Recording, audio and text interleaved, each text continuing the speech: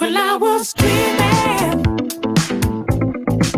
if even people say you're gonna reap what you sow. Well, I've been fighting, I've been bleeding, got nothing to show. But I won't stop trying. Just wanna write a song that's worth dancing to. What would be the new emotion, no all of you? Singing in key. Well, I don't care anymore. Well, it's not fair. I got one foot out the door. I'll play you a song. You've gotta hear it, stereo. This music, it gives me faith. There's nothing to believe in anymore. It's receiving. Living with your fan once you come out on top. With those same faces, those same voices told you to stop. There's no sense complaining. I'm always gonna be the one who wants to wish you well. If it's a game I'm gonna play, tell me to go, tell me to stay, I'm coming through. Am I singing in key? Who's running the show? Could you tell me please? 'Cause I don't know.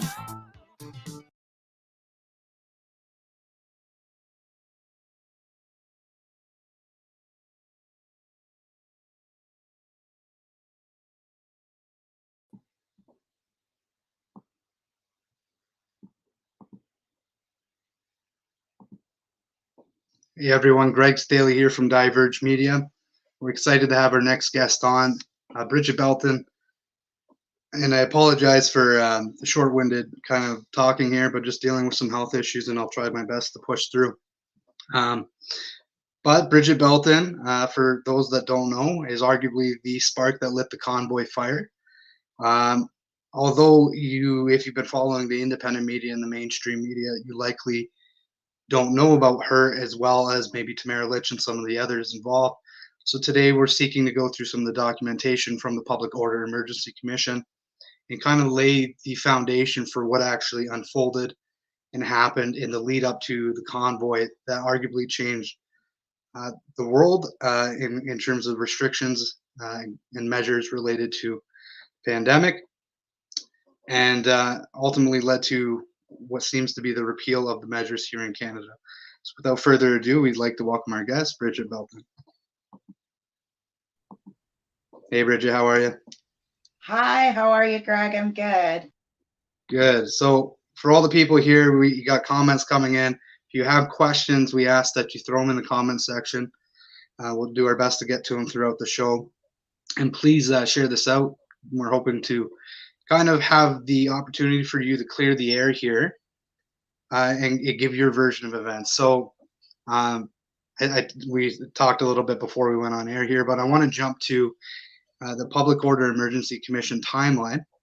And because it's the timeline of events that led up to convoy, essentially. So I'm going to pull that document up here, and then we can ask a few questions, and you can guide us through an incredible story of how an angry and upset trucker who didn't want to accept the terms that were being dealt, found a way to arguably light the fire that led to all these Canadians coming together for an incredible movement that ultimately changed the course of restrictions and mandates across this country and potentially across the world. So we'll pull that up now. This is from the Public Order Emergency Commission. It's document com.or, many zeros, 4.pdf. You can find it on the Public Order Emergency Commission website. I'm just going to come down here. So November 16th of 2021, Brigitte Belton posts a video on TikTok raising complaints about an interaction she had with the CBSA. And this is a video you did that went viral about an experience you had at the border. So can you walk the viewers through what happened that day at the border and how that kicked off? Yeah, it was the third major incident at the border. And I'll never forget this gentleman's face. You know, I drove up, my visor had been broken. I had the dog in the truck. And of course, things get broken. You have dogs in the truck, things get broken. I couldn't find another visor at that time. So I had to cross without one. And there was just nothing I could do about it. And he like sat there at the gate, like we're in our truck is like our windows here, and then just across they have their window. And he sat there waiting for me to put on the mask. And then he opened the window and he's like, put on the mask and shut it. Didn't even give me a chance to explain. He did this like 2-3 times. By the time he opened it the last time, I told him I can't wear one. And he was just right from there, the snarl on his face, his attitude, everything was very, I was defensive. And then he, after our exchange and the paperwork was dealt with, he basically said to me, he goes, you have to wear a mask. You have no choice, and enjoy your time with the Windsor police. I'm sending you to secondary. But it was more of a very hard movement, body-wise, pointing very sternly. It was above anything I had ever dealt with. And the threat of arrest before. It's happened twice before. So I go into the compound and they leave me set. You have no idea what's happening. They wouldn't come to talk to you. You know, you're thinking the Windsor police are being called because that's what he said.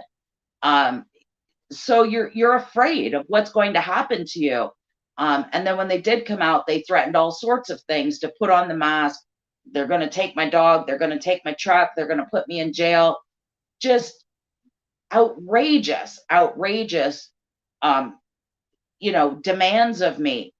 And when I tried to explain that I'd already been through this with the health unit the last time I was at the border, right? And that when I was at the border, they had told me that I didn't need to, that I could wear the visor, but it was broken. I had gone through the health check. Everything was fine. Just talk to this woman. And I had her name. And it was not good enough. They were on whatever they were going to do to me that night. And I sat there for over 2 hours, terrified that I was going to be taken away. Nobody know where I was. My truck would be taken, my freight be taken, my dog be taken. I had no idea. So it was a very fearful experience.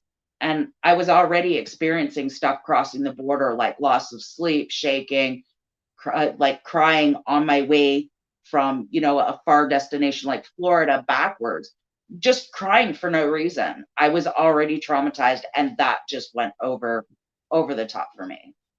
Okay, so let's unpack that a little bit. So there's been a buildup kind of to the environment that was created at the border, right? So I'm going to back it up to April of 2020 when our own prime minister put out this tweet.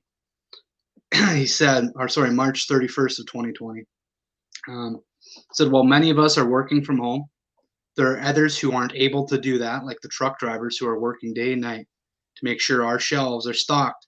So when you can, please thank a trucker for everything they're doing and help them however you can. So this is kind of how it started, right? This is the environment initially. So what was the lead up to this anxiety-induced environment? What were the things that you were dealing with that were leading to the stress and overall anxiety and just a terrible environment to deal with crossing the border as a trucker at this time? And we're talking November 2021, right? Yeah, November 2021.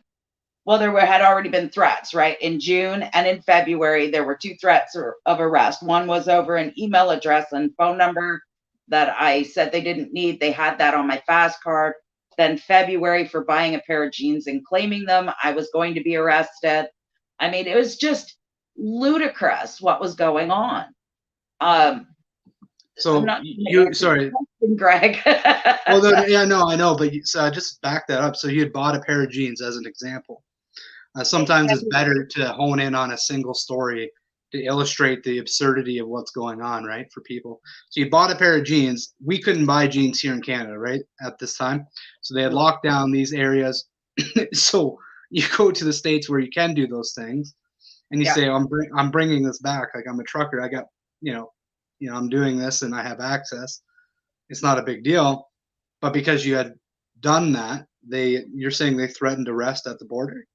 Oh yeah, the female officer, masked, so I didn't get to see her face too well. Dark ponytail off to the side, very long hair, and she basically went up one side of me and down the other. She had said, "I know better. I am to pick up my load in Ontario, go to destination, drop it off, pick up my next load, and come back. I am not to leave my truck for any reason. That we have been doing this for a year now, and I should know better." And I'm thinking, well, ferries don't fuel my truck. Who's going to walk the dog? Where am I going to pee? How am I going to eat? Shower? Like, the request was so absurd. And I'll say request because you can't demand that of anybody for 10 days. By the time you go to California and back with a turn and a reset, it's 10 days. So don't shower. Don't get anything from the stores. Just basically buckle down in the truck and pack a lot of sandwich meat and bottled water, I guess. Well, and after day 2, there's no fuel in the truck. So who does that? You know what I mean? Like, it was just an absolute bizarre exchange. And, that was the first time I got really kind of melty with them. And she said, you should know better. And I said, I know all about this. And she goes, what's that? And I said, it's total bullshit. And I'm sorry, I said that on your show, but don't make me laugh though. It hurts. Okay. That's what I told her. And that's when I had to go to secondary. I had to do a health check. And I'm watching this woman with this health check, right? She's apparently from Health Canada. I'm a former PSW too. So I did lifts and transfers and worked with people with handicaps. So I'm very well familiar with procedure. This girl has gloves on. She goes into the building with the gloves on, gets the thermometer with those gloves on, comes back out with those gloves. Those gloves are contaminated. She just went from one environment to the other. She wants to put this near my face. I'm like, no, thank you. Then she, just everything they did, no mask, but they've got gloves, or they've got gloves and they've got, it was bizarre. And they didn't realize that if they wore a mask, but their hands didn't have gloves, they just touched my paperwork. The card was probably in my mouth as I was driving up because I drive a standard. And I just handed it to them. They put it on the table. They didn't sanitize the table. So they've got my germs, the germs before me, they're touching their windows, open and close for the hundreds of whoever touched them before them. It was insane. And I just started seeing stuff out on the road that made no sense in the US. And then to see Canada was 10 times worse. And to know that I brought a load in the summertime of 21 to Subway, 53 feet of frozen Subway bread. And on the way home from work in London, when I came through Chatham, I was not allowed to use Subway's bathroom. Like, talk about slap me in the face. It's just, everything was so bizarre. Yeah, you had talked about that at your public testimony, the Subway story. Delivering frozen bread to a store, you asked to use their bathroom after. They basically tell you the pound salt. And I think you had mentioned having to use the facilities in a public park or parking lot or something to that effect. Like, that's kind of the environment. Yeah, and I opened up my car doors and peed there. Do you know how degrading that is? to have to bend and squat in a park and hope the tree that you drove up by is enough to block passing vehicles. It was just so insane. And I remember calling my MP's office. Actually, it was Rick Nichols' office, I think I got a hold of, and crying. I was hysterical because I have been degraded to literally peeing in a park. Yeah. And this is one of the things I'll be talking about and touching on in the documentary is just all these crazy things that were happening, the hypocritical buildup, the flip-flopping on different measures that kind of led up to the convoy. Because one of them you touched on, like the masking and the way they treated you at the border, and it reminded me of this. This is Dr. Teresa Tam, March 30th, 2020. Current evidence doesn't support public needing masks. And she said there's essentially no point to the public needing masks because of asymptomatic transmission, which later they flip-flopped and said everybody needs to wear masks. They mandated glory holes. You guys go. It's funny when you start talking about this stuff. Everybody remembers a different piece of absurdity that was like a trigger in their head, and I'd forgotten about that one until seeing Karen put that in the comments section here. Yeah, I forgot about all the mask memes with the holes in them. Anyways, I digress.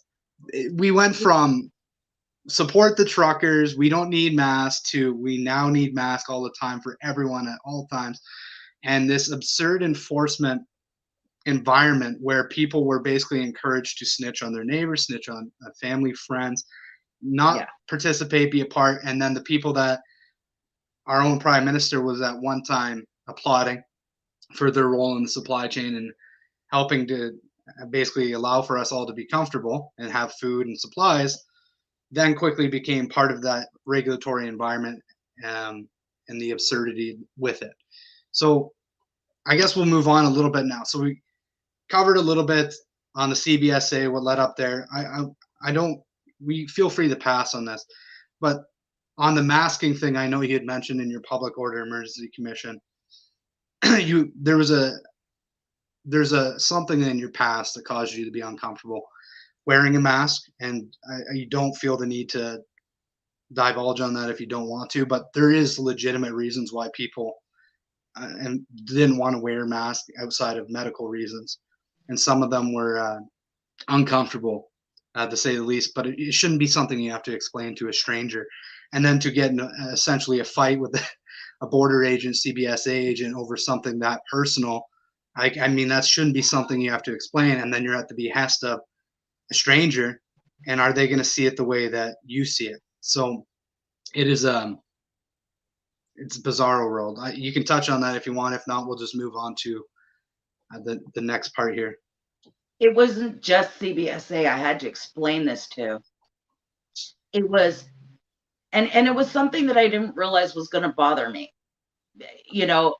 because I had put it in a box at the back of my head somewhere, and I had to move on at the time it happened. I had no choice, right?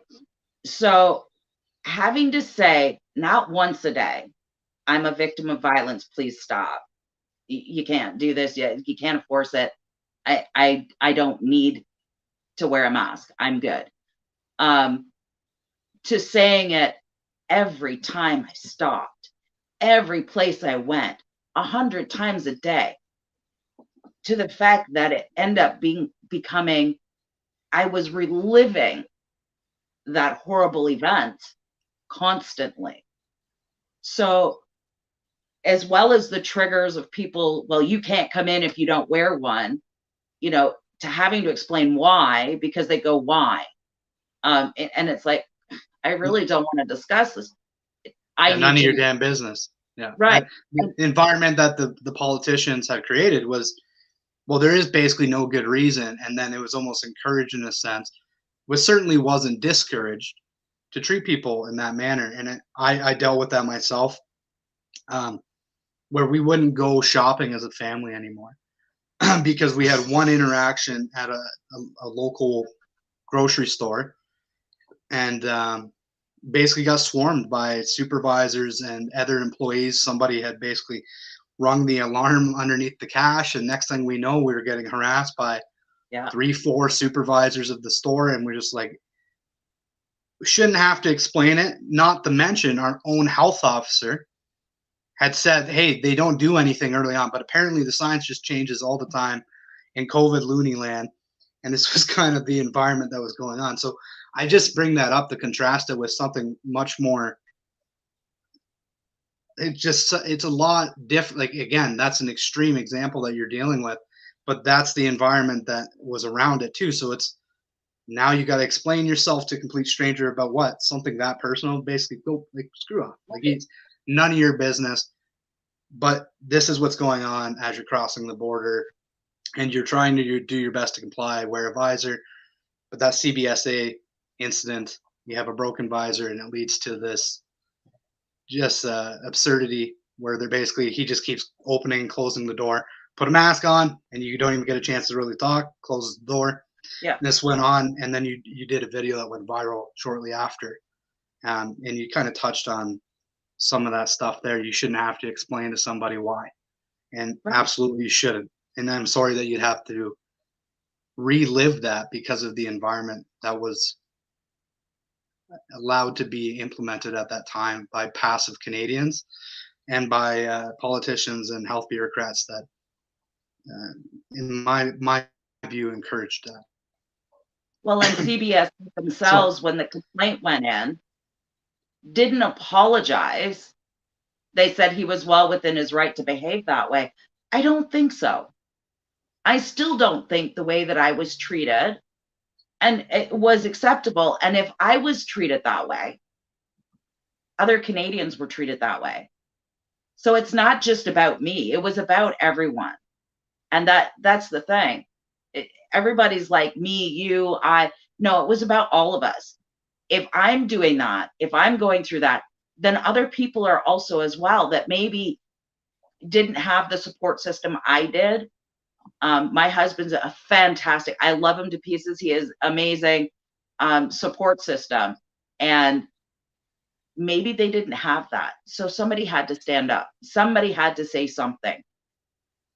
And there was those that, again, a bit heavy, and we'll move on here down the timeline, but there was those that didn't hold on through the absurdity of what was going on because they didn't see hope. And there was those that were young as well as older that took their lives and unfortunately are no longer with us because of this environment that was allowed to be created. Again, it falls on the populist, passive Canadians, but also our politicians and our health bureaucrats that push this on people as something not only acceptable but good to do for the greater good, right? Like, just do your part. We got to plank the curve. All this messaging. Yeah. Yeah. To save one life, doesn't matter how many we lose to suicide, to drug addictions, to being beaten by their spouses, to, those things didn't matter. It was to save one life. Wear a mask. Don't go shopping. Don't do that. Don't go to work. It wasn't to save one life. It was to do whatever plan they had in their mindset. I believe it was economic, but that's my personal belief because they did say in December of 2020 they needed to figure out how to unlock the savings of Canadians, and what a better way than COVID. Yeah, this is the co-producer of Politics at the Protest, working on my documentary with me. I'm so sorry you had to go through that, Brigitte. The nice, quote, nice country stopped being nice during COVID. We saw it every day, and that breaks my heart. I don't talk much about how I felt during all this, but I've told you I was in the military as a reservist. This popped off, and I left because I kind of seen the writing on the wall. I wasn't feeling comfortable with the thing without going into details, and asked for my release. But I remember thinking, like, when I signed up to potentially fight for my country, and you're telling me it's too dangerous to go to boot camp. And it was just this absurd. You've got like some of the youngest people. I'm looking at the stats. It's affecting predominantly elderly in negative ways. And I'm like, we're supposed to be the people that are healthy and fit and ready to go fight and defend, and you're telling me it's too dangerous. So we actually did online learning for a period of time. Sorry, I shouldn't laugh, but it How was does so that work? absurd to me. How do you online learn to No. like beat somebody up? Like I just like, are you just fighting in the air, or how do you do that? Well, I was artillery, so we were online learning about the vulnerabilities of different equipment. That's an example, like PowerPoint slideshows. But anyways, it's So kind of crazy. it's done in 90-degree heat, it may not work. Okay, gotcha. Well, but you lose all of that camaraderie of the in-person meeting, and that could spin off another topic about in-church congregation and stuff like that. But it's not the same to be online as it is to be in person. But I digress. Let's continue down the timeline here. So, had the CBSA event. I'll pull the timeline up for everyone here. Oops, wrong one. That's November 16th, 2021. So January 13th, 2022. New Year comes by. Let's talk about the lead up there, because there's a lead up to Pat King hosts Facebook live stream where early plans for a new convoy to Ottawa are discussed. Several convoy organizers attend. You're a part of that. But before we even get there, you had been doing some stuff before that doesn't get mentioned in this timeline. What was that? January 13th, it says. Right. Yeah. Okay. But you had been messaging, and this was in your Public Order Emergency Commission testimony. Different people, you found out you could look up truckers in TikTok or on social media. And so you just started looking up truckers and just typing Convoy 2022, Convoy 2022. And finally somebody got back to you with a bit of following. That was Chris Barber. So you just want to walk us through. I mean, you had the CBSA event, and then I was on a 55-day ban. Thanks, Zuckerberg. Because had it not been Zuckerberg that banned me for 55 days, I would have never found Chris. I would have never been on TikTok, and I would have never talked to any of them because I thought it was people singing and jumping into cars. I really didn't understand TikTok. And so, at first there were the puppies and the cutesy stuff. And then it was like, well, if I can find these, because I'm typing in husky puppies or whatever, I think I can find truckers. Oh, there's a whole bunch of them. Wow. Some of them are nice guys. Some of them are not nice guys. Some of them are girls. I started to find a whole group of people in trucking. And that's what I did. I just kept going through the feeds. Anybody that sounded upset, anybody that sounded like they were done with COVID, or I'm not getting the jab, screw that, right? And those were the guys. Convoy 2022, Convoy 2022, Convoy 2022. And it was really January 2nd, that Chris had said, yes, I'm in if we can get some motive, some people going. But we had, sent a little thing here back and forth before that in December. But that was with me and other guys. And, really, Chris is just the guy that said yes. That's who he is. He's the guy that said yes to me. Right? Well, it could have been out of all those truckers that I texted on their feeds, Convoy 2022, it could have been any one of them. I bet you some of them, I'm sorry, it's not. But I mean, it really was just, Chris just said yes. And Chris also on that same day said, convoys never work. And after Convoy, I said, you still think that? And he goes, yeah, because I sent him a picture of a crow and he still says, no, convoys don't work. And I was like, okay, well, I think we did pretty okay. So, yeah. So Chris responds, and then we get to, how does Pat King and James Bowder get involved where we do the live stream on January 13th, where you're announced, you had a different idea initially. This is my understanding. Yeah. And then they had their own thing and own idea. And then you basically said, listen, we already got an idea. We got dates. Get in line. And I'm paraphrasing. You can correct me if I'm wrong. We've talked about it a little bit. And then January 13th, we do the live stream here, and then you announce you're going to Ottawa. So how does that come to be? Like, what's the process here where they get involved, and how did that come to be? So I received from a friend of my husband's. I call her a friend of mine as well, but she's really a friend of my husband's.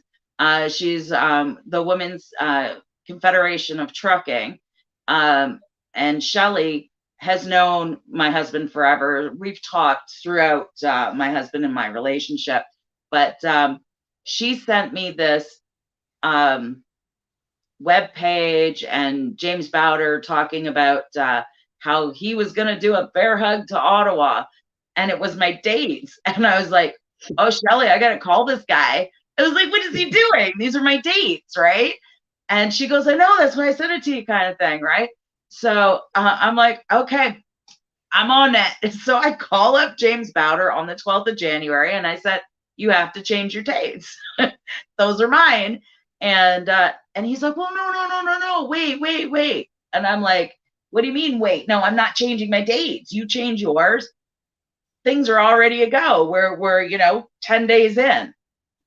And he goes, well, Pat and I have been trying to get a hold of you. And I'm like, okay, what do you want? And he goes, well, I've done it before. I've been to Ottawa. I've got this all set out. I can do anything. I've got everything in place. And I said, well, we're not going to Ottawa. So there's your first problem.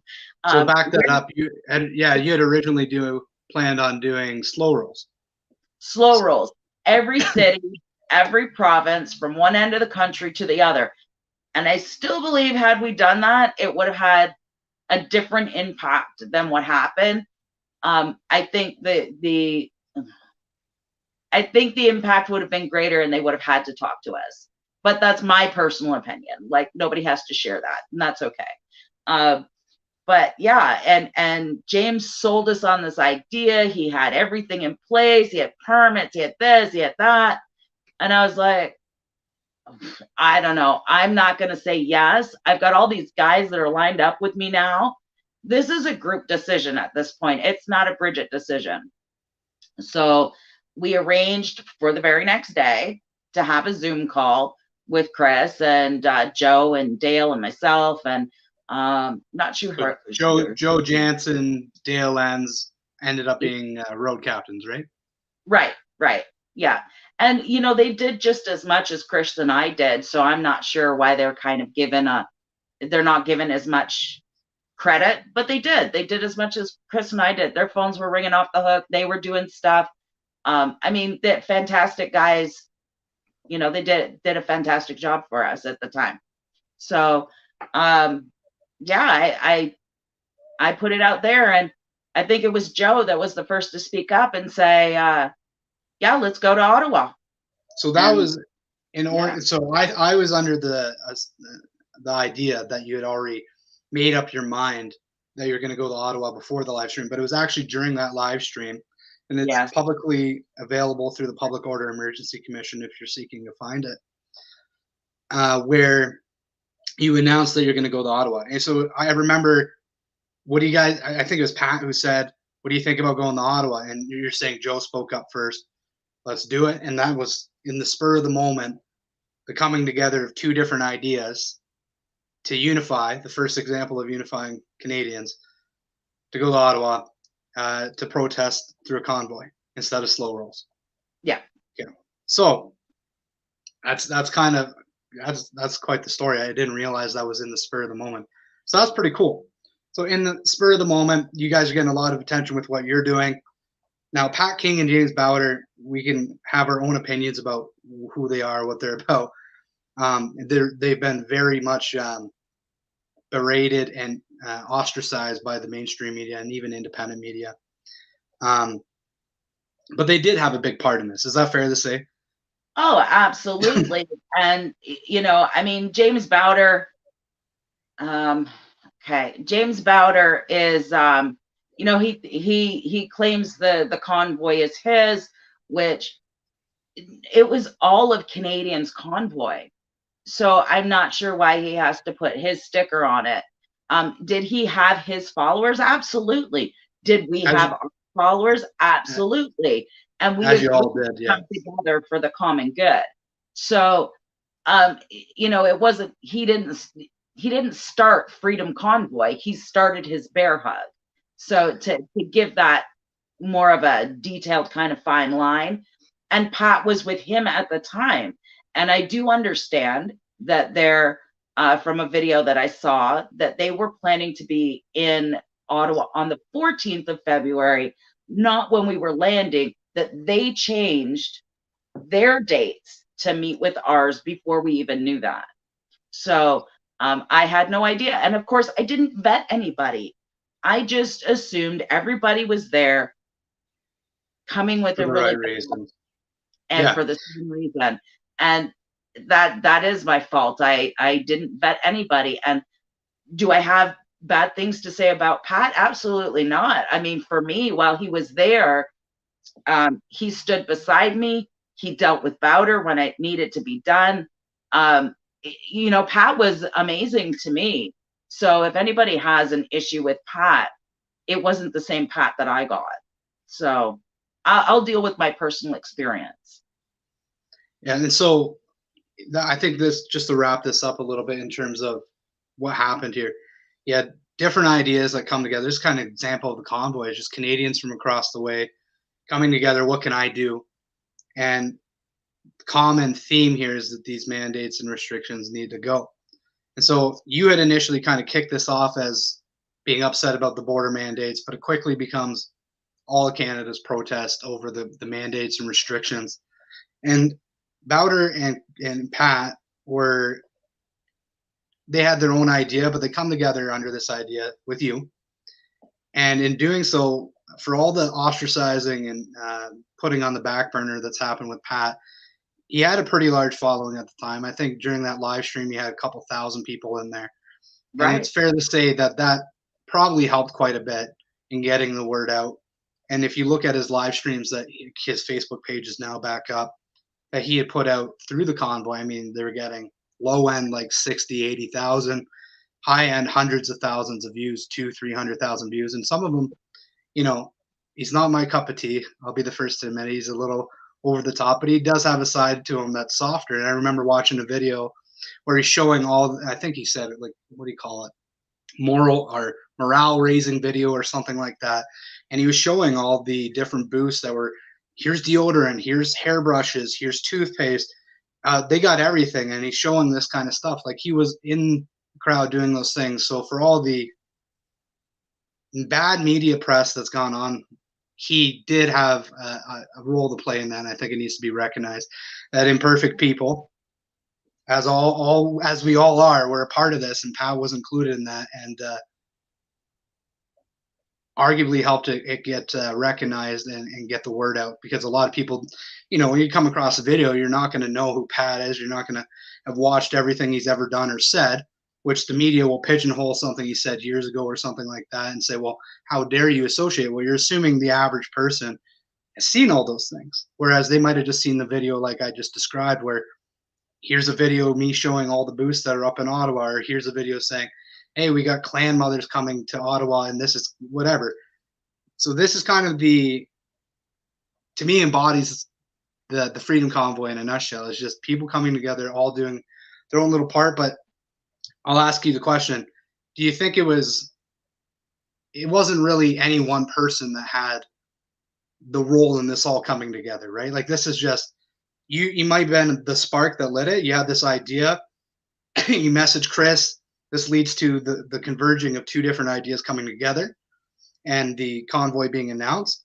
But ultimately, it was just kind of Canadians from all across Canada coming together, because the environment at the time was so ripe for people just being fed up based on all the things we had kind of described, how they were treating people, what was going on.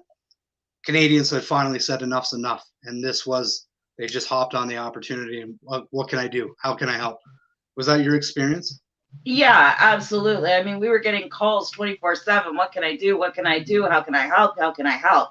And you're right, it did start out as the trucker movement, but there was a very key point when it became an everybody's movement. And that date really escapes me right now. You might know, Greg, though, because you've got all those dates in your head. You're so good with that. And that is when they brought the trucker. The one day they said, we're not going to make the truckers vaccinate. It's not going to happen. And then the very next day, or they dropped it. They said they were going to drop it. And then the very next day they turned around and they brought it back up. I think that was about a month before the convoy, right? Like, right. And then they said it was an error in messaging. They went, yeah, oh, and whoops, we didn't mean to send that out. Yeah. Yeah, it was in January. I know that because Chris and I were already together at that point.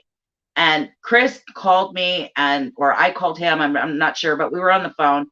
And he says, is your phone ringing off the hook? And I'm like, yeah, it is. Everybody's telling me, they're dropping the mandates. And I said to him, but what do we do now, Chris? Because we've got this planned. We need to go.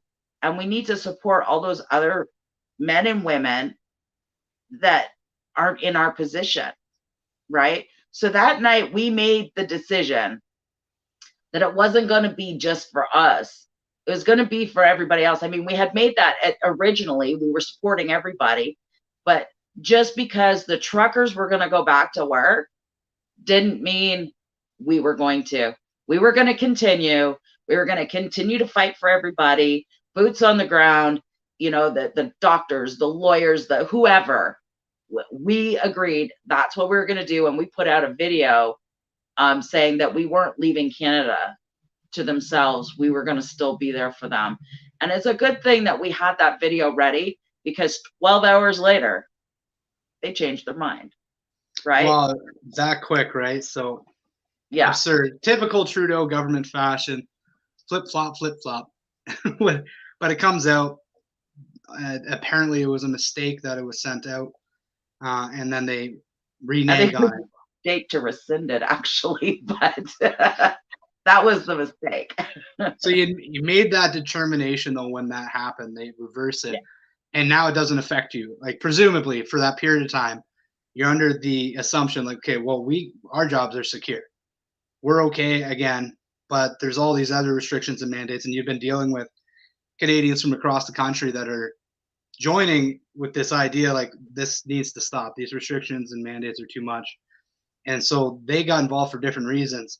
And you're like, well, it doesn't matter now. We need to do it for them too. Right. And so, but the irony in that is within 12 hours, you make the resolve, we're going to do it anyways. And then within 12 hours, the government reneges and goes back and says, well, we're not doing that. So now your job still in jeopardy. Now it's a combination of things again. So now, skip ahead here a little bit back to January 14th. So I'll bring this up a little bit because Tamara Lich creates the GoFundMe on January 14th. Now it's widely understood that she is the spark that lit the fire. And this is kind of why I named it, the spark that lit the fire. I put it as a question mark. But she gets involved after the fact. So I actually have, oh man, it hurt. Hold the line. Oh no! I told you all about it. I know. So I just wanted to put this out there. So you'd already, I want to ask the question before I get into what she had written. Was Tamara Lich on your radar before January 12th or 13th? Didn't know who she was. And Chris, when I talked to him about her, he had said that she had continuously messaged him through social media, tried to get a hold of him a number of times, and she just repeatedly went after Chris. So now that story's changed. I don't know. I mean, it depends on what book you read and who you talk to, but that was the story I was given then. And now we find out that Glenn Carrot was actually the one that got them together, according to her book, which Chris had talked about early on in his videos, but I'm sure before the 12.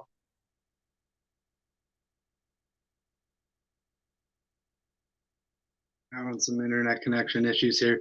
So cut out a little bit.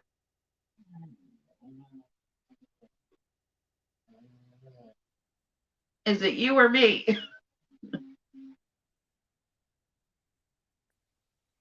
I don't know if people can hear us in the comments. Can you just drop a comment that you can at least hear us, and we'll continue forward, because I'm showing that there's a little bit of connection issues on our end. So before the 13th, just to clarify, it's a little choppy on my end. I don't know how it came across for our viewers.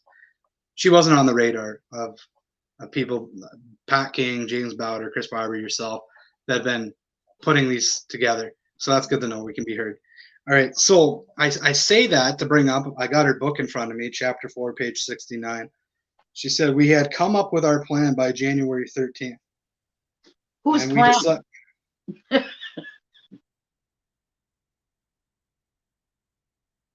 Oh, there goes Greg again. Would now be the day we start our convoy to Ottawa.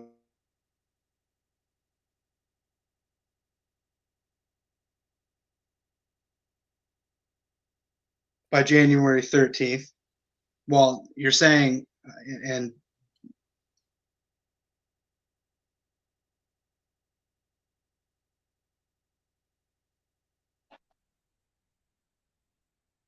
his nationwide shutdown idea, which was your idea that you got him involved in. So there's a couple of, yeah, it keeps freezing on my end. So that's, we'll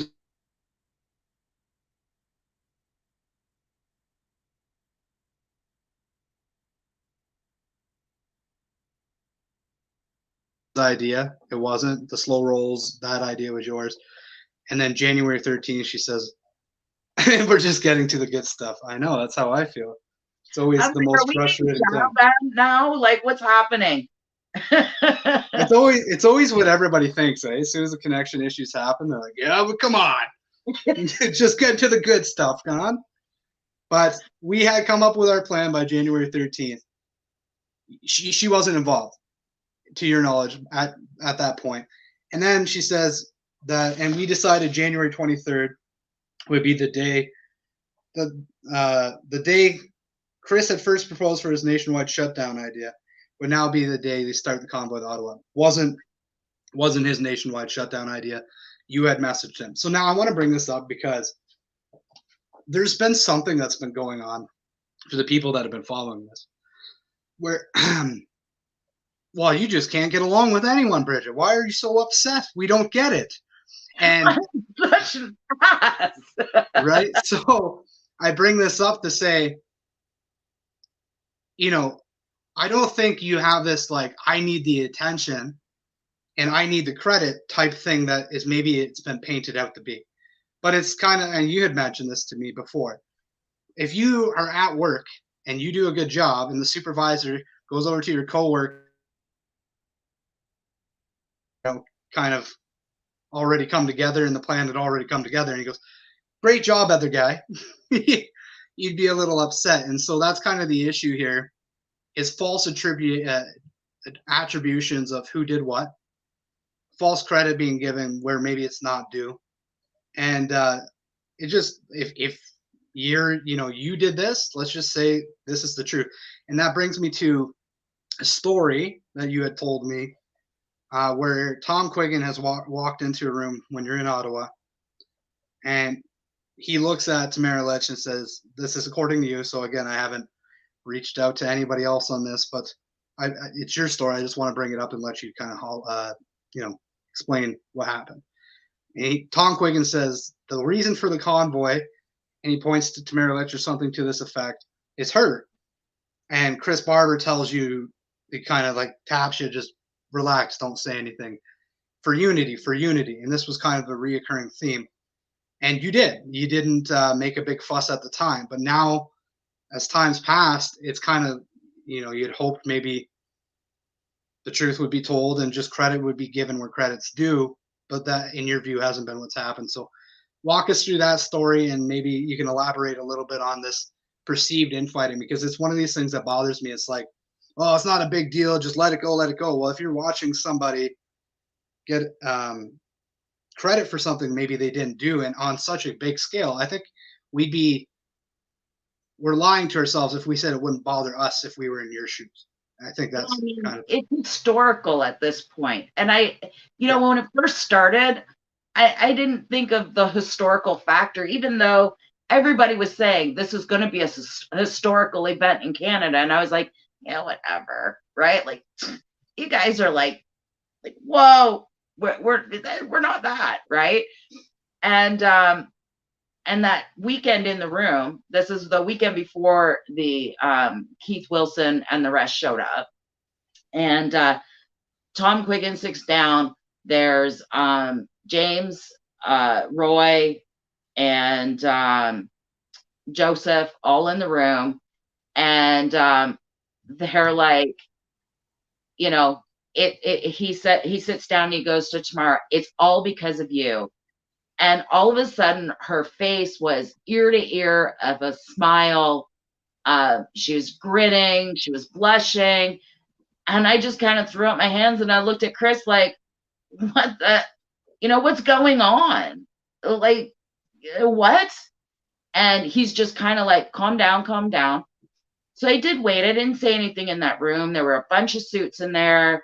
There was, Ryan Olson in there. I mean, just a bunch of people. And I was a guest in that room. So afterwards, I talked to Chris, and his exact words for the last 5 months after it was, don't do it for, don't say anything, for peace, love, and unity, and don't cause any drama. And it's like, at some point, the record has to be straightened.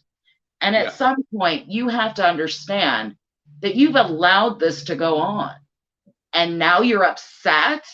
I told them straight out that it was going to come out. They told me to do my videos, to tell my story. And then they got upset when I didn't put Tamara as the queen. I'm like, she's not. I mean, she did a fantastic job for us when she did stuff, but she wasn't what she said she was, or allowed to be portrayed, right? And I think that's the problem, is like the independent media and the mainstream media had put such a heavy focus on her. And it starts with that February 3rd press conference where Keith Wilson, the lawyer for Freedom Corp, comes in and says, this is the spark that lit the convoy fire. And when he just a little background, like, I've been following the testimony for like 9 months now, going through documents. I've watched every testimony, I don't know how many times, to the point where, like, you talk with me sometimes and I'll have like portions ingrained in my head. And Keith Wilson gets questioned on, well, what told you that Tamara was the spark that lit the convoy fire? And he goes, my brain. Insane in the membrane. I mean, like, that's just where I go every time I hear it. I'm just like, are you really a high-priced lawyer? Is that a responsible response? And what lawyer does not go and do any background check or information on clients that he's presenting? And it's funny you talk about that third interview, that interview on the 3rd. I absolutely lost it on Chris through text messages, because I was being told I could not go to that conference because I was not vaccinated. And now I find that Tamara's not vaccinated either, but I was being told I couldn't go. I'm like, wait a second. So it didn't matter that she wasn't, but it mattered that I wasn't. It's just, there's so much in play somewhere. And you have so much more information on background than I do, because I trusted everybody was there for the common good and for the good of Canada. And I wish that were true. Yeah, what kicked it? I mean, I got a documentary I'm working on, and I've been looking in the behind the scenes of everyone involved, and I'm trying not to give away the plot of what I'm going to be doing with my documentary. And I know my co-producers in here to give me good old backhand if I get out of hand. So I say that. I mean, there is a lot that happened in behind the scenes, and people that were maybe involved that people were unaware of. And there's things that I have issue with. Like, I'll mention, I had email communications with former premier and last signatory of the Charter of Rights and Freedoms, Brian Peckford. And for those that don't know, go watch Keith Wilson's testimony. He said he was in touch with Brian Peckford about every other day. Might not have that exactly right. Go check the testimony, where he was asking for his advice. So I had some email communications with Peckford, and like in my mind, I'm like, why didn't he testify? Wouldn't you want a guy like that testifying if he's giving advice to a lawyer on the ground? And there's communication there. He's the last signatory of the Charter of Rights and Freedoms. He did a press conference on the 14th of February when the Emergencies Act was invoked, and he doesn't testify. And same with Doug Ford, right? Doug Ford doesn't testify, even though Dean French is the mediator, and this will lead to the next set of round of questions here. Was the mediator between not the convoy organizers, and I'll make this distinction, but a small subset of people that were recognized as convoy organizers and the city of Ottawa. So I want to ask the question. I'll lay out the foundation here and I'll ask the question. Oh, sorry, it's hurting to breathe right now. I'll try and not make you laugh anymore. Yeah, no. So the lawyers come in on the 2nd of February. February 3rd, there's a phone call between interim leader of the Conservative Party, Candace Bergen, and Prime Minister Justin Trudeau. They both agree the truckers need to go home. I'm just laying out the foundation and timeline, kind of the lead up to events. February 7th, Tom Marazzo does a press conference where he says that he wants to meet with a city delegation for the city of Ottawa. February 8th, now in his testimony, I think he said he didn't want to meet with the city. But on the 7th of February, he was calling for a meeting with the city delegation. Then on February 8th, they have a meeting. Tom Marazzo, Keith Wilson, Ava Chipiuk, some of the police liaison team, and city manager of Ottawa, Steve Kanalakis, Steve K, as we will henceforth refer to him because that is a tongue twister of a last name. They have a meeting, and they kind of start talking about moving trucks out of residential neighborhoods, which ultimately becomes solidified in the letter that Tamara signs on the 12th of February saying we will move trucks out of Wellington. Kind of admits that this was never our intention, and we want to move trucks out of the residential areas and refocus this on the federal government. So I bring all that up to say, because it's been said time and time again that the organizers knew. The board and the organizers knew. And on top of that, the mediator between Tom Marazzo, now we know Tamara later becomes involved in that, Keith Wilson, Ava Chipiuk, the lawyers, Tom Marazzo and Tamara, as well as potentially some other road captains, was none other than Doug Ford's former chief of staff and good friend, Dean French. Now, when this came up, Keith addressed it because I wrote an article about it. He addressed it in an interview he did, and he said it didn't matter who the mediator was. So just give you an idea of how they were thinking about it. It could have been an extreme market economist or a communist. That was the idea they had. And I've joked with friends of mine, well, why didn't you call Jerry Butts then? I hear he was unemployed and might have been willing to help you then. So all this to say, lay this foundation. This is going on in the background. You supposedly, along with like a Benjamin Dichter and every other organizer that's on the board, knows about it. But when I did an article, I reached out to Chris Guerra. I think I reached out to you, reached out to Benjamin and Chad Eros, and none of them said they knew ahead of time about this deal with the mayor. So No. Did you know that February 8th, Tom Marazzo, Keith Wilson, Ava Chipiuk were in a meeting with the city on your behest, talking to the city about potentially moving trucks out of residential neighborhoods? Is that something you were aware of as an organizer? No, I don't recall any of that being talked to us. I know Tom was sick for a while, but why would he come into the room when he first started and say that we were in a perfect position not to be kettled, and then put us in a position where we could be kettled? Those were his words. Those weren't mine. I didn't even know what the word meant. I mean, I guess in some cases you can say a stupid trucker, but I mean, we were where the city had put us. They're the ones that put the blockades up. They're the ones that did all of that, not us. We followed the maps we were given by liaisons. And then there were blockades that the police had put in place. So we were set where the police wanted us. And why Tom would go and change that and make a deal with anybody without getting anything in return. What were we getting in return? Nobody talks about that. I haven't seen anything in return. Well, we got a meeting and now we got to move trucks. Well, no, the meeting we didn't need with the city. They were a level of government that were irrelevant to us. People say, well, you should have had a meeting with provincial members of parliament. Unfortunately, those weren't provincial mandates for the truckers. The truckers is federal. So we needed to have a Zoom call. We needed some sort of work with the federal government. And if the city can be in contact with the federal government, there was no reason why we couldn't have done a Zoom call. I mean, if Trudeau was afraid of us, like he says he was so afraid of the truckers. I mean, I'm look pretty scary, don't I? But I mean, if he was actually that afraid, he could have suggested a Zoom call. He could have suggested a room. We would have gone and we would have talked to him, but he didn't do that.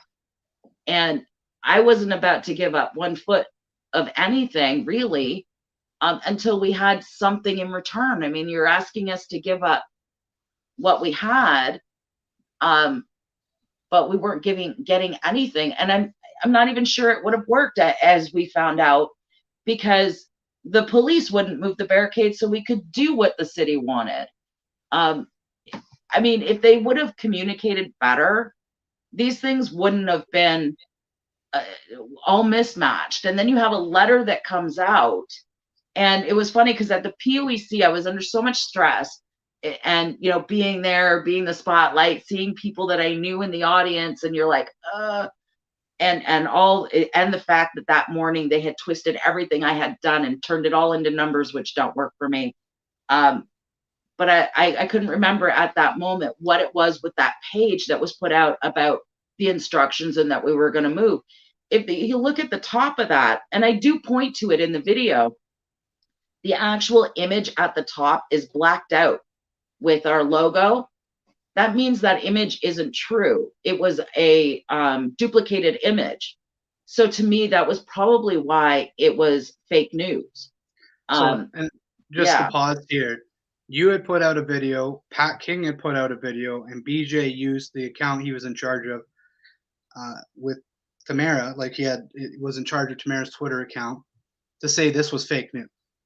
That alone, it kind of indicates other people weren't aware of what was going on that were involved in the organizing of the convoy. It was a small subset group that included the likes of Tom Marazzo, Tamara Lich, Keith Wilson, Ava Chipyuk, and maybe some of the other road captains, but it wasn't everyone there. It wasn't like they went and had a conversation. What do you guys think of moving trucks out of residential neighborhoods? They're saying this is a big point of contention. I think if we remove trucks from residential neighborhoods, focus them on Wellington, we can keep the protests. Like, that conversation never had happened. Like, if we do this, we can keep the protests going. Instead, what we're hearing was hold the line and things like this, and then this goes on in the background, and they don't seem to coincide. And I'm going to bring in a question from my co-producer here. What would you say what happened was orchestrated or a comedy of errors, in the sense of everything was so chaotic, mistakes were made, and people were trying to do the right things, but were getting things wrong? If you would have asked me in Ottawa, I would have said it was a comedy of errors. You're asking me almost a year, and we're a year, well over a year out. Now I'm going to say it was on purpose. I believe that these things were done on purpose. I don't think anymore that they were a comedy of errors. There are you can have one or two errors that you're like, but when you have complete repetitive incompetence. It is no longer just a, ooh, I mean, Tamara Leach had two jobs, right? Her job was social media and her job was Give, Send, Go. She failed to talk to TD. GoFundMe. Yeah. You said Give, Send, Go. Sorry, I didn't mean to interrupt. Yeah, no, sorry, Jacob. She had GoFundMe, and her job was to talk to TD about the bank accounts. Instead, she brings in Chris Barber into the bank accounts, who wanted nothing to do with the fundraising at the beginning either. So the two of us have both said, no, we don't want our names on the funding. We don't know anything about this. And now all of a sudden his name's on the bank account, his name's on the GoFundMe. And but she failed to talk to them. They tried for days to get a hold of her and Chris, and just nothing. They didn't respond. So we lost. Can I bring in that documentation? Again, I've looked at some of the reactions, and I know some of the people in here are probably tied to that Tamara Litch, Chris Barber camp. So for the sake of getting the documentation out, what you're referring to is here available in the Public Order Emergency Commission documentation. This is the 219. I got to come back to this.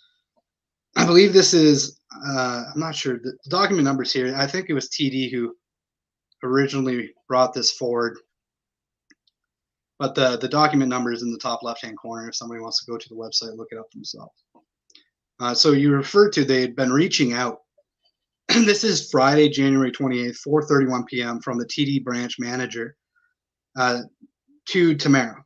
Dear Miss Litch, I'm following up by email as I have not been able to reach you by phone. So this indicates they had been trying to reach her by phone first off and then had followed up with an email. So that's multiple forms of reaching out, trying to contact her. I'm reaching out in regards to your personal banking account. As I understand, you are receiving charitable donations via email money transfers. So one of the points of contention, I'll come back to this quickly, she had taken this money or had set it up in a way, which is odd. She had an accountant from Medicine Hat, Brad Isfeld, giving her advice on how to set this up. I'm surprised that they would tell her it's fine to go to a personal account. Chad Eros is another accountant who was on this. I think he had told her not to do that. I could be wrong on that. But don't take it to a personal bank account. And then I'll bring back up this documentation from TD they had sent to her saying, so I understand that you're receiving charitable donations via email money transfers to your personal banking account. I would like the opportunity to discuss this with you and explain how we can help you manage these deposits with the correct account type, and assure that your personal accounts can remain in good standing. So they're basically saying this isn't the correct account type to manage these deposits in. Please give us a call to book by telephone appointment to discuss the options. It's 28. February 3rd, they reach out again. Dear Miss Litch, as we continue to be unable to reach you, we are further writing to request that you contact TD, it's probably somebody specifically there, blacked out, with regard to your account. We noticed that the funds you have received via GoFundMe were recently deposited into your personal account. We need to speak with you to discuss this specific account requirements for funds that have been collected in trust for beneficiaries. In the meantime, we have placed a temporary hold on these funds, $1 million, and would like the opportunity to speak with you about these requirements. So 28th, they contact her. You need to contact us to get this set up in a proper bank account. Sounds like this isn't the proper way to do it, and I'll read that again. Explain how you can manage these deposits with the correct account type. Then the third, they contact her again. I don't know if they were phoning her in between this or what was going on. But this is when the GoFundMe had been sent. It gets frozen at this point. So 28th of January, 28th, 29th, 30th, 31, 1, 2, 3. 7 days had elapsed at this time where she had been contacted via phone and email to get in touch with TD around the proper setup of these funds according to TD. And presumably that hadn't happened because they're contacting her again saying, we continue to be unable to reach you. That's on the 3rd of February. February 4th, dear Miss Litch, it is important that we speak with you immediately. We've been trying to reach you regarding your activity in your personal bank account. So February 4th, it sounds like they still haven't made contact. 8 days after the first reach out by TD Bank. And then February 5th, she attempts to send a transfer for the Northern Air Charter, which I believe is the flight the lawyers came on. And that, I believe, is when they put the account on hold. Could be mistaken. But to your point, they had been reaching out from the 28th. So we got the 28th, 29th, 30th, 31st, 1, 2, 3. 7 days they had reached out, phone, email, didn't get a response. So they touched base again. Still no response. Touch base again the next day, and then I believe it was the 5th. Could be mistaken on that it was frozen officially. They had frozen the funds on the 3rd, I want to say, of the GoFundMe, but she had all these email transfers going into that account. And I'm not accusing her. Aware of as well. I had no idea she had email transfers going into that account. I only was aware of the GoFundMe, not that she was accepting email transfers into a personal bank account. I mean, we've seen this even since Convoy with a group called Camp for All. They lynched the woman for using her private bank account, but those same people say, well, it's okay for Tamara Leach to do it. The standards are so far in between. One side can do this, the other side, it depends on who you like.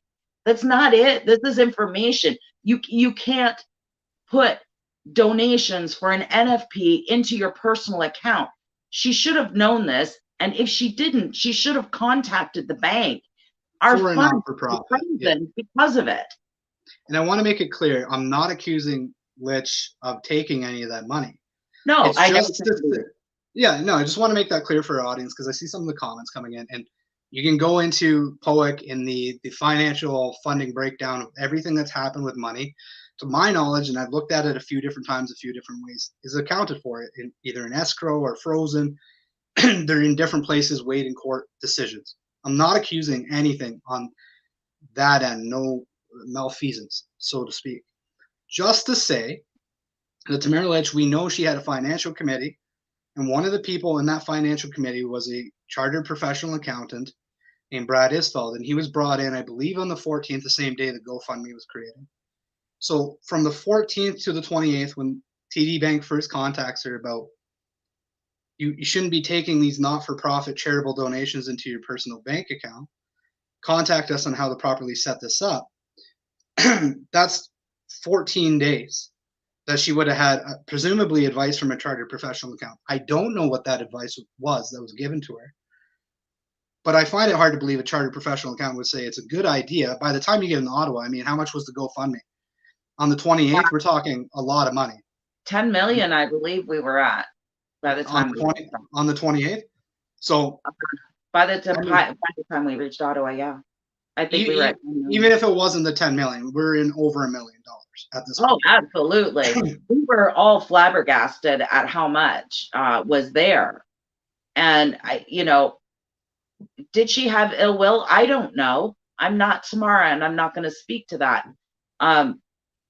But it seems pretty silly when the bank is reaching out to you, telling you, you need to respond to us. You need to respond to a bank. Yeah. You can't just go, oh, wait. That's what I want to drive home, because we had talked, you had brought it up. There was a few things she was supposed to be focused on. Social media was one of them. She had BJ brought in to help her with that. And my understanding is there was other people potentially involved behind the scenes helping in other forms of media. So I don't know how much she was actually handling on that side. She if she wants to respond to that, she can feel free. That was one aspect of what she was seeking to handle. The other was the GoFundMe. She had the financial committee, an accountant. I don't know what that accountant said, but I can't imagine they said it's a good idea to take this to your personal bank account. And I know the second accountant that was there in Ottawa after the second said, you shouldn't be taking this to a personal bank account. And then you have the bank contacting her. So if your job, you got tens, at the very least, like at the 28th, you got millions of dollars at this point. And the bank's contacting you saying, we need to look at this. Like, I'll read it out again because I don't want people to think, oh, Greg's just putting words, like just making stuff up. No, this is directly from the Public Order Emergency Commission. This is what TD Bank has sent her.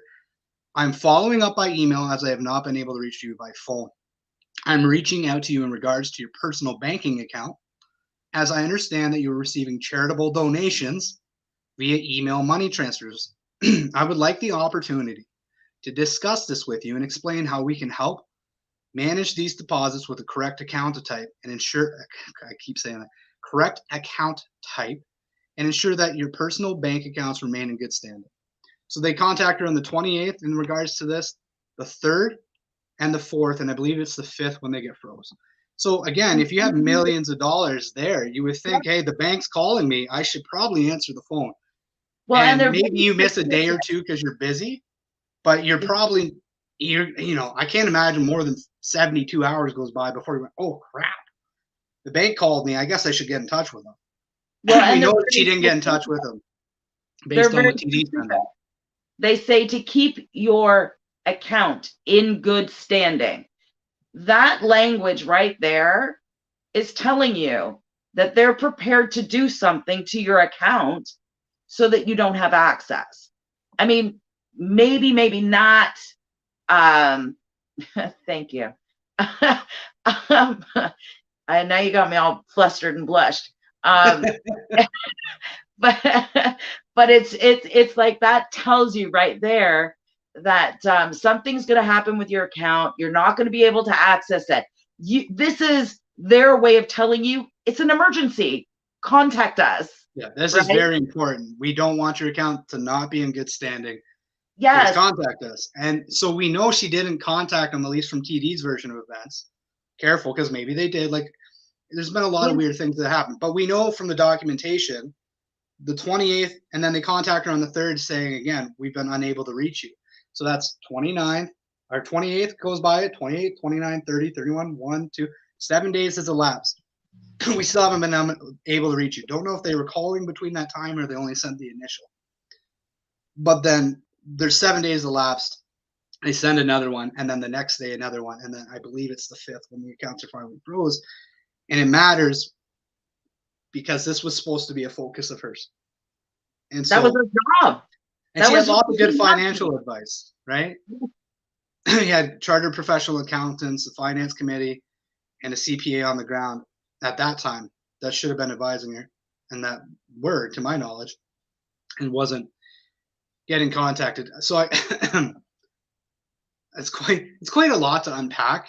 But so this was all kicked off by saying, do you think it was intentional? And he said, if you would have asked me a year ago, I'm not so sure. But now with some of these things gone on, and you'd mentioned the finances, so I figured we'd clear it up. So I can only see what's been presented, right? I would have given her the benefit of the doubt, but then I see these things presented and I'm like, I can't. I can't.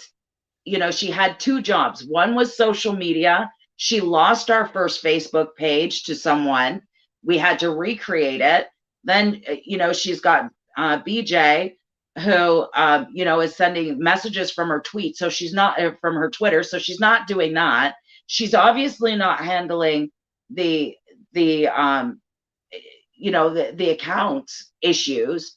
So I don't know, what do you want me to say? I can't defend that. And I wish I could.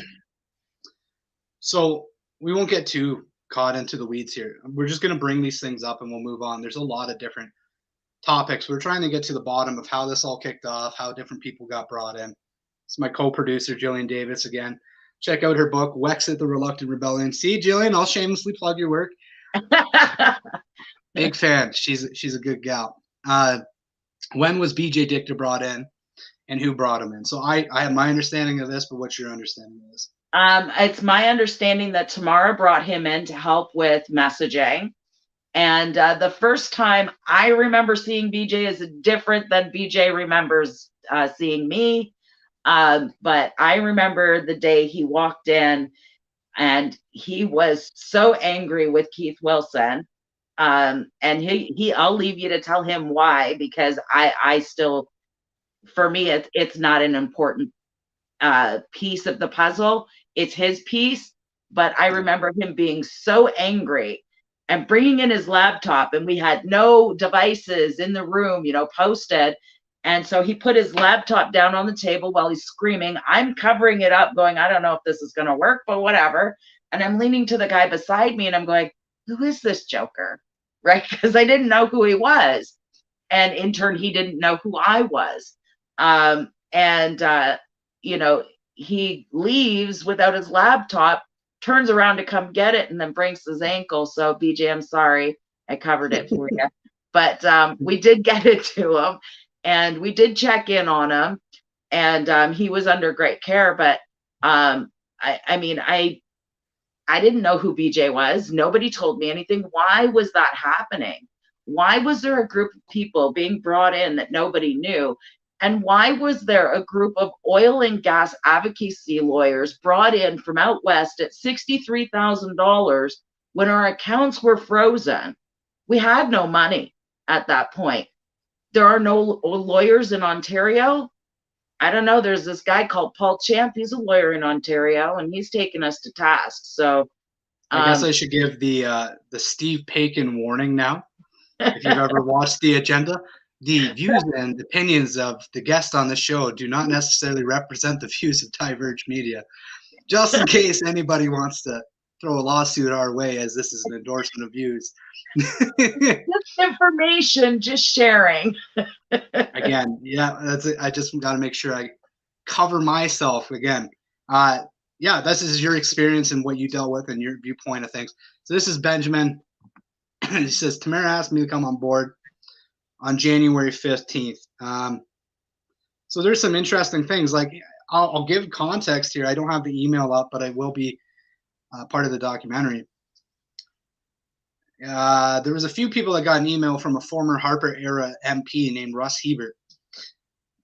Russ Hebert has sent a public relations piece to various organizers, and the media head they had on that paper saying this is the head of media communications was Dagny Pollock. And you've seen all this stuff about former liberal Dagny Pollock comes in. Well, it was actually had to be hest of a former Harper era conservative named Russ Hebert, because it was on top of his public relations piece that had been sent out to various organizers. So all that to say, Benjamin, he can clear this up. I'm sure he has. He says he didn't know who she was from conversations I've had with him. He needed all the help he could get. He didn't really vet her as well as maybe he would have liked to have. But that, again, she just kind of showed up, and he tested her on a few communications things and then ultimately ended up working with her. But again, there's these weird pieces of like, why is a former Harper era MP handing public relations communications pieces to organizers? And why is the head of media communications on that public relations piece a former liberal named Dagny Pollock? And that ends up coming up later on as a smear point, arguably, against some of the people involved.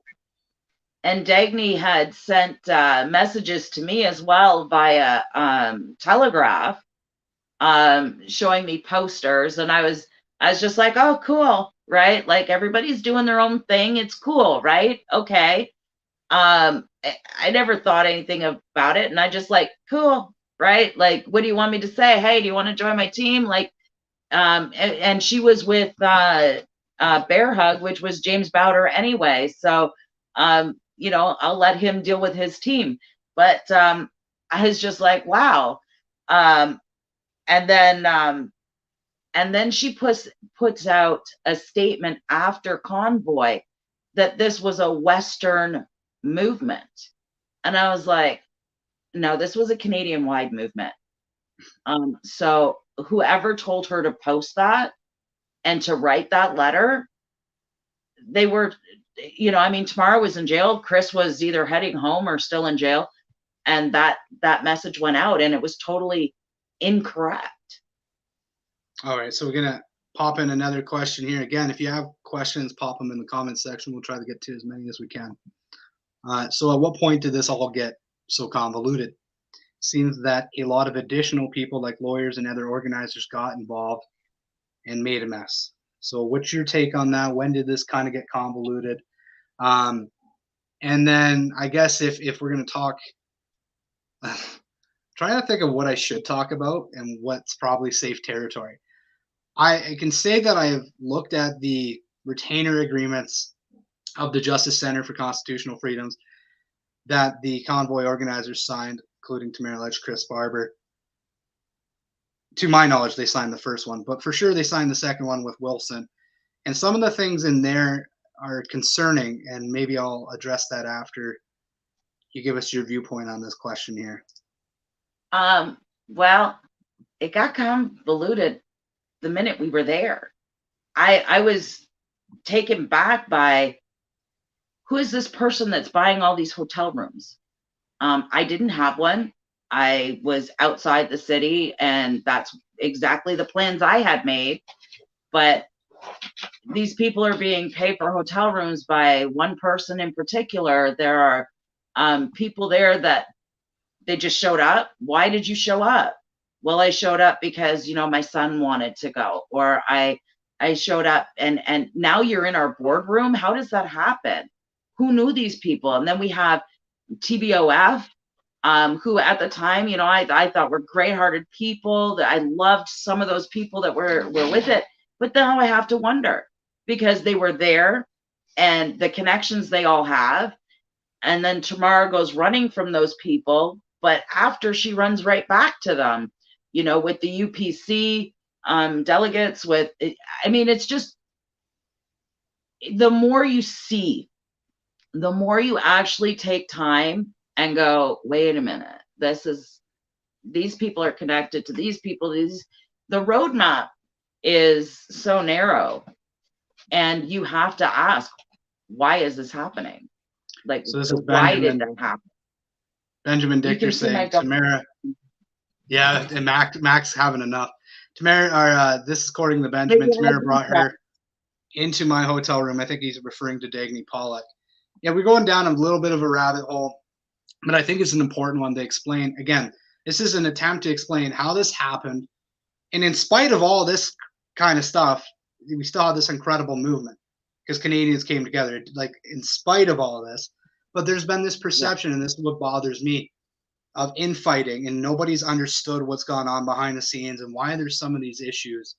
And I'm trying to lay the groundwork for people, if they want to find it, to be able to get in the details to understand a little bit of some of the animosity that's maybe happened behind the scenes.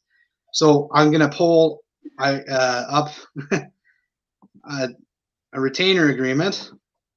This is the original from the JCCF.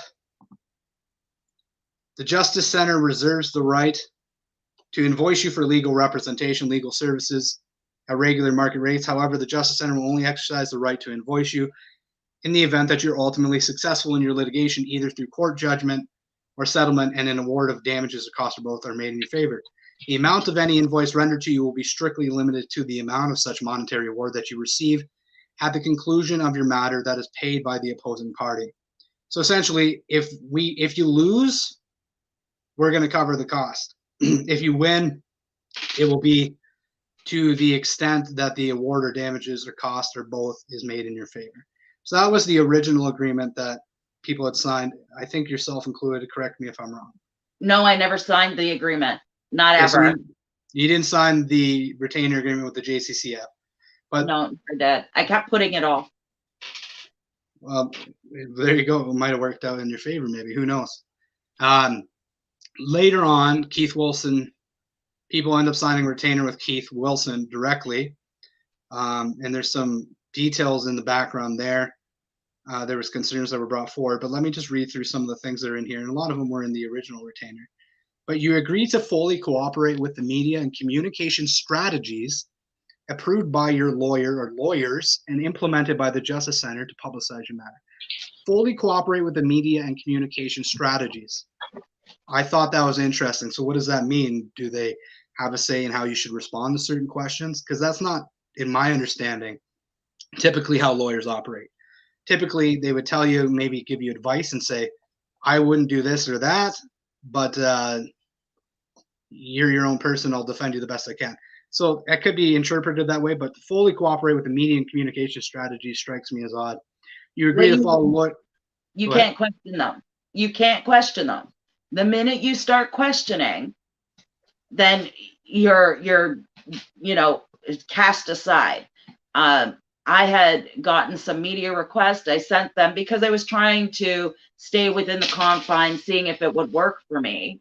And I kept sending them to Keith Wilson, and he was like, oh, that's not real media. Don't do that. Or, oh, it was just really. And then when I started doing the TikTok, because they had suggested that I tell my story. So I did an eight video series when I stopped it because the backlash was so bad. But it was the story they told me to tell, but they didn't like it. So it's like, I'm not going to do as Keith Wilson says I should do. I'm going to do what is right. I'm going to tell the truth. And that's where I'm not twisting it. I'm not twisting it so people will like me. Honestly, I have enough friends. If people don't like me, they don't like me. And that's fine. I'm okay with that. Right? But I didn't do this to gain friends. I did this so we could all go back to work and support our families. And, in the process, have I? Yeah, sure. But that's not what there was no goal other than getting us back to work and getting us back to the freedoms that we had in 2019.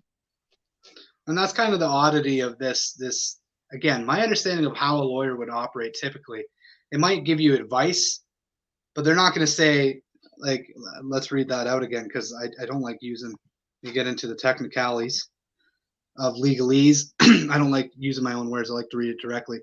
You agree to inform the lawyers immediately of any media requests for interviews that you may receive and to refrain from responding to such requests until hearing back from the lawyers. So you shouldn't be taking interviews unless that's how I would read it, notify the lawyers first of any interview request and then refrain from responding. So don't even respond to an interview request until you hear back from the lawyers. And then we go up a little bit further. You agree to follow the lawyer's advice in communicating with media or making any public communications about your matter. You agree to follow our advice in communicating with media, meaning are they finessing, zhuzhing on how you should talk about your story? Like, I think it can almost read that way. It could be interpreted other ways, and so I'm very careful and treading lightly here. But I bring up this retainer, and I'll touch on this because you have some inside knowledge on it. If court costs and or damages are awarded in your favor, the lawyers will render an invoice to you for legal services rendered, an equivalent amount to the cost or damages awarded. Any such amounts will be donated to the Justice Center to carry out its mission of defending the constitutional freedom of Canadians. So sum that up. If you win and court costs or damages are awarded to you, the lawyers will give you an invoice, and that amount, equivalent to the cost and or damages, will be sent to the Justice Center. So if you win, the cost and damages will be sent to the Justice Center. Now, number 6, court costs, if unsuccessful, an unsuccessful party in a legal proceeding typically has costs awarded against them, payable to the opposing party. In the event that costs are awarded against you, you will be responsible for paying those costs. So essentially, if you win, we'll keep the money and donate it to the Justice Center. If you lose, you're responsible for the cost. And my understanding is Chad Eros, the treasurer, had brought this up to the board's attention and said, whoa, there's a difference between these two retainers. First one says we're not liable for the cost. The second one says we're liable for the cost. Let's maybe not sign that. And then some of this perceived infighting begins to happen. Thank God. Thank God for Chad, because he started asking questions. Thank God for Chad. And, it was sold to us by Keith Wilson as that the JCCF didn't have our best interests at heart. That's how it was sold to us. you know, I'm not liking it. I'm not, you know, come work with me, Keith Wilson Law, right? Don't work with the JCCF. You know, it's not in your best interest. And, you know, it was sold to us that way. So we were going to go and sign this new retainer. And I just like, I'm so glad Chad started speaking up about it and asking questions, because a lot of those questions, I was just like, right, okay, so the money in escrow you win. Okay, cool. You know, well, I don't have any, you know, real great anything. So if we lose, well, I guess I don't really have to worry about that either, right? But it was more than that. And, you know, do as you're told, do as we tell you, say what we tell you. And, you know, that was just, I didn't like it. I tried to follow it for a couple of months. Then I went into to run for MP. I had my reasons to try and get sanity into Ontario to help Chris and Tamara and Pat and you know, George, and you know, that was my main goal, and it only got me kicked out of Freedom Convoy as a thank you, but whatever. It is what it is. And after that, just everything went bizarre. I started telling my story regarding what happened, and I started getting crucified. So from Chris, and getting called names, and it was funny because it wasn't even talking about Chris, you know. So it is what it is. It's ended where it's ended. Well, it's still not over yet, but it is where it is. Yeah, I mean, and I will state, I don't have legal expertise. Perhaps a lawyer would look at that and think that means otherwise. But again, my understanding is lawyers would just give advice. I think it's unusual, and from some of the people in the field that I've talked to, unusual to have an agreement where you agree to fully cooperate with the media and communication strategies approved by the lawyers. So right. I would read that as, we're giving you strategies. You should talk about this in that way.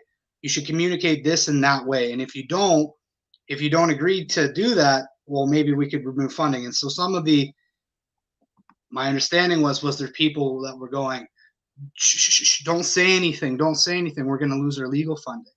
And my understanding is that the Justice Center is supposed to raise this money, and then it should go to people, and they should be able to choose their own lawyer as a charity. I'm not saying that didn't happen, but this is what my understanding of their charity is to do. So there's this confusing scenario here where it's like, okay, they have communication strategies and control over the media a little bit. And if you don't agree, you might not get funding, but they're raising funding on behalf of the truckers. So this is where some of this infighting and contention comes from. Yeah. Some of those people have signed on to that and agreed to those terms, and some haven't. Yourself, Benjamin's no longer a part of that. Benjamin Dichter, Chris Guerra, and I don't think Chad Eros is either. I can believe Chad is involved in a lawsuit against Keith Wilson, for sure Keith Wilson. I can pull that up. But this is some of the, I guess, down the rabbit hole of what's been going on behind the scenes. But all that to say, if there was a spark that lit the fire, right back to the beginning, it kicks off with a ticked off Brigitte Belton after a CBSA incident, contacting people furiously through TikTok because she got banned off of Facebook, looking up truckers through the social media app, and just messaging anyone she saw that was upset, saying convoy, convoy, convoy. That leads to Pat King and Pat King and James Bowder getting involved because they have their own idea of a different thing. Hey, Mac. And say hello. Pay attention to me. That kicks off into this merging of two ideas that ultimately leads to the convoy and all these Canadians coming together for this beautiful movement. So in spite of all the other stuff we went down and some of the behind the scenes controversies and animosity and why that may exist, this was still an incredibly beautiful movement. So I'd love to we'll get one more question here, and we'll have you close out with kind of what has the convoy meant to you 1 year out. And I'm taking out the room. I'll be right back. No problem. I will hold down the fort for a minute here. So Bridget will be right back. She's gonna take Mac out. He's still a puppy, that one. Um, yeah, so when Bridget gets back, she's right here now. So we'll ask the question. What has the fallout been for you, Bridget? Have you been charged or fined with anything? I haven't. And I believe that's because I haven't done anything illegal. It's kind of hard to. And not saying that anybody else has either. Just remember, you're always innocent until proven guilty. So I don't go along that narrative. But it's pretty hard to get arrested for all the assists I did. I assisted with those in Ottawa that couldn't get rides because we were there. I helped, facilitate getting a ride moving for them. We donated 2 truckloads and a trailer full of food to Uville Center. So, I mean, those are some of the good things that I did in Ottawa, and it's because I knew people there. I'd lived there 30 years. So no, I haven't been arrested or detained or, there was a funny video that went out in the summer of 2022. Happened to be by the shed, and they had the original cuffs there. And the guy suggested, and we said, sure, let's have a little giggle, and we did. But no, I haven't been arrested or charged. Okay. So close this out. We're 1 year out now. What has the convoy meant to you then as it happened, and then now in retrospect? How's it affected your relationship with your husband? So I know it's been hard on Kevin. And what's this looked like from an idea that started as a social media messaging, just messaging random people on social media, to a historical moment in Canada's history, to now in retrospect a year later? I mean, as a protester on the ground, Convoy was beautiful. The things that happened there were beautiful. What the bringing of Canada together, Canadians from east to west, to, Quebec and Ontario and Alberta, Ontario, and having everybody together. It was a beautiful moment in history for us as Canadians. It will never ever be repeated. I know people keep trying, but I don't think you'll ever see such passion in Canadians and standing up for what's right. And it was beautiful. And I think everyone that stood up, everyone that went, everyone that, helped pass information, helped, do the live streams, everyone had their part, whether they were at home or whether they were on the street. Being in the rooms and dealing with all the stuff that was happening in the background, that was the difficult part. And trying to decide what the right move was, how not to get people upset while we were in Ottawa. Do I buy my time? Do they buy their time? Those decisions had to be made. And you know what? Maybe I made the wrong ones, and I made I did do it for peace, love, and unity, and no drama at the time. But the misinformation needs to be corrected. It was a historical event, and it needs to be listed historically correct. And that's just the way it is. And Canadians know what happened. Canadians felt what happened. And I hope maybe someday we'll have something like that again, because it was absolutely beautiful. Absolutely beautiful. I think it may be a once in a lifetime thing. It might never happen again. It was, lightning struck, and there's lightning in a bottle. I don't know, like the environment around when this all kicked off was dark. It was dark, and it was a perfect, ripe time for people to just come together in the most Canadian way possible. Hey, let's go have a convoy, have hot tubs, bouncy castles, cook for each other, feed the homeless, dance parties, and while we're doing that, we're going to piss off the government. Oh, I mean, at -30. Yeah, that too. We can't forget that. -20, -30. So all that to say, I think this is a good place to close out. I think I should say for the comment section here, my understanding is Cindy's maybe upset here, Cindy Parker. She's friends with Tamara Litch, to my understanding. So I just would state that as a matter of public record for people that go back and look in the comments. Correct me if I'm wrong, Cindy. My email is divergemedia@outlook.com. All the information listed has been public record. Bridget has offered her opinion on the things, but from her point of view, I've offered mine from Public Order Emergency Commission testimony. And there's a lot more that will be coming out through my documentary, Politics at the Protest. Hopefully, we'll be out for Labor Day, but we will see how it goes. And as we go through the push to get all the editing done, there's a lot of work left to be done. The whole world was watching and cheering. It was a perfect storm.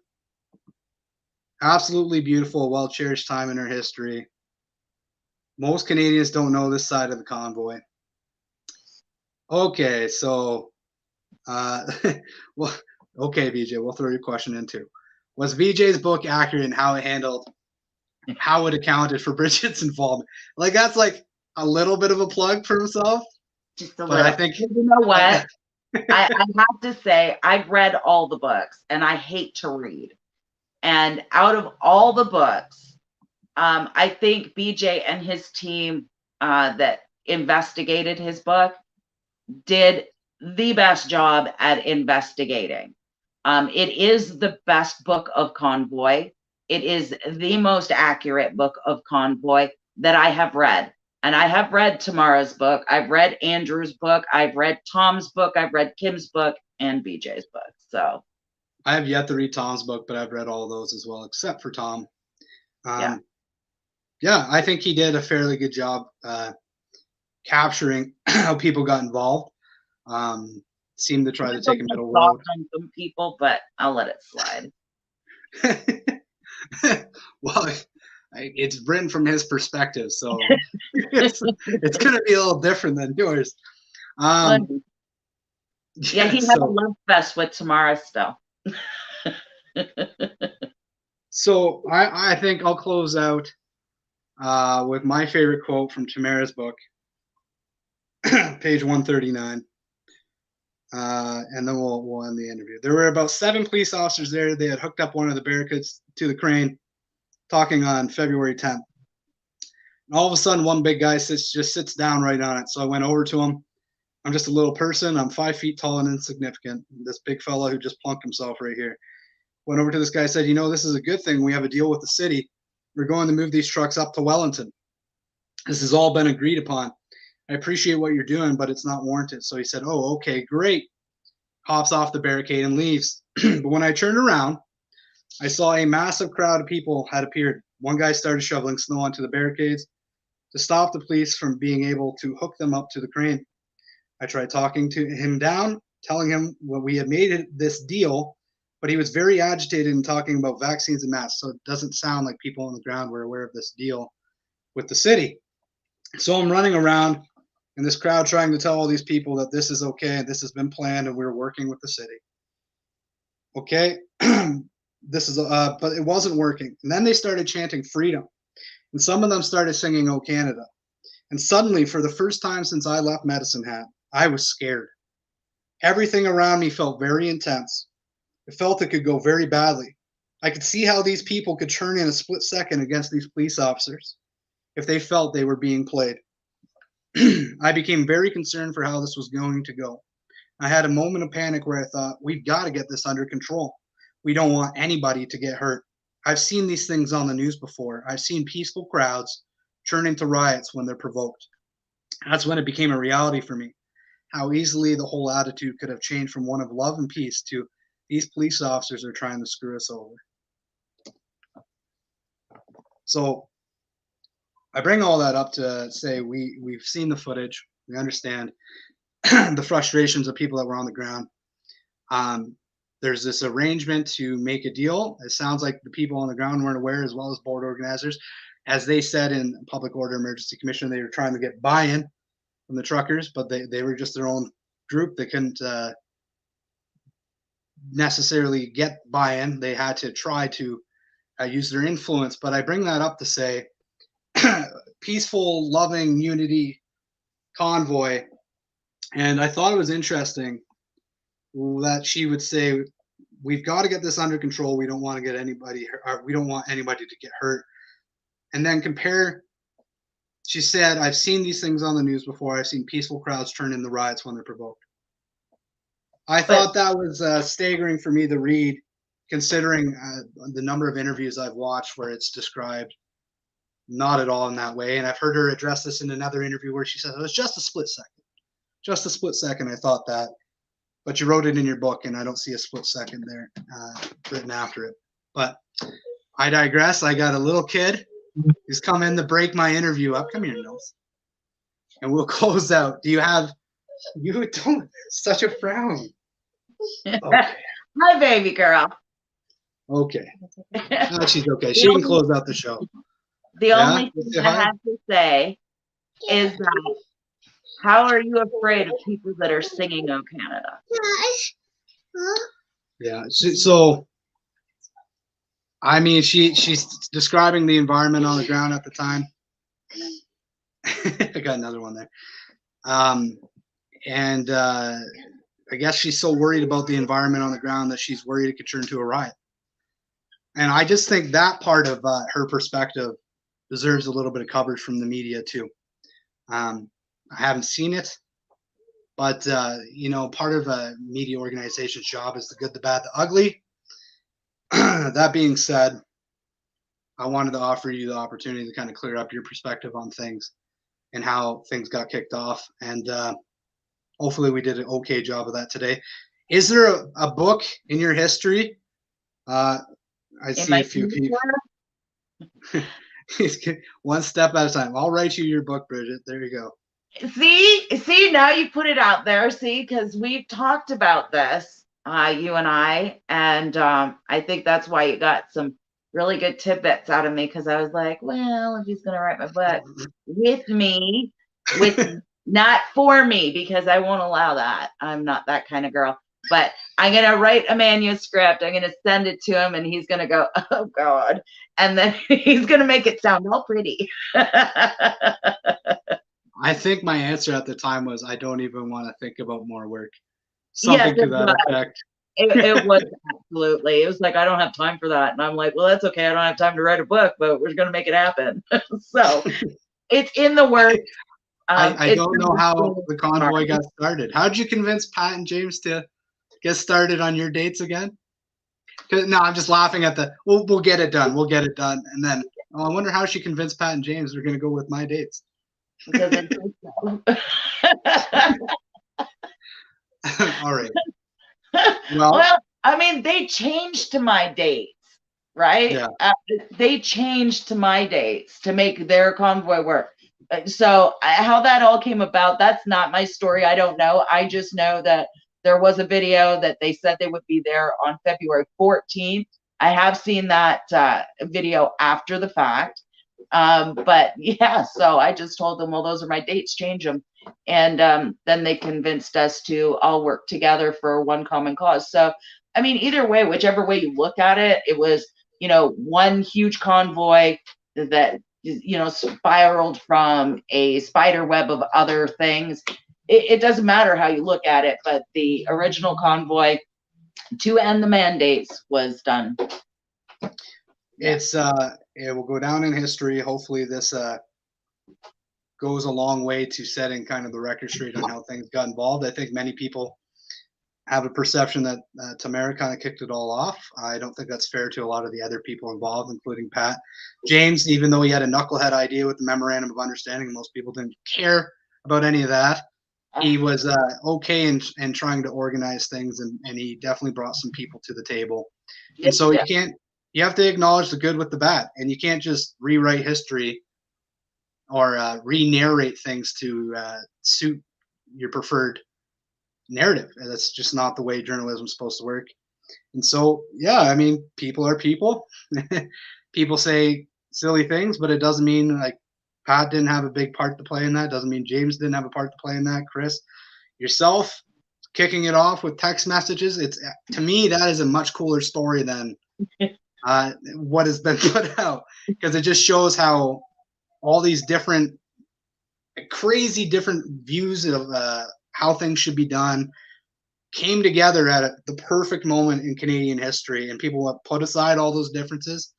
And then we had this incredible movement, and then we watched the provincial mandates be dropped. And Trudeau, because he's so arrogant, had to wait a few months, but he got there too. But it's an incredible moment in Canadian history, and I'm thankful to be able to interview you today, Brigitte. And we'll till next time. Is there anything you want to close out on? I'll give you one last chance for a message to the audience, and then we'll end the interview here. Just remember, people are messy. Canada, we did a great thing. Let's just focus on the great thing we did, and let those that are involved deal with each other. There's no need to get people in the middle. Let us deal with it. Absolutely. All right, everyone. I'm Greg Staley of Diverge Media. We thank our guest, Brigitte Belton, for joining us. Until next time.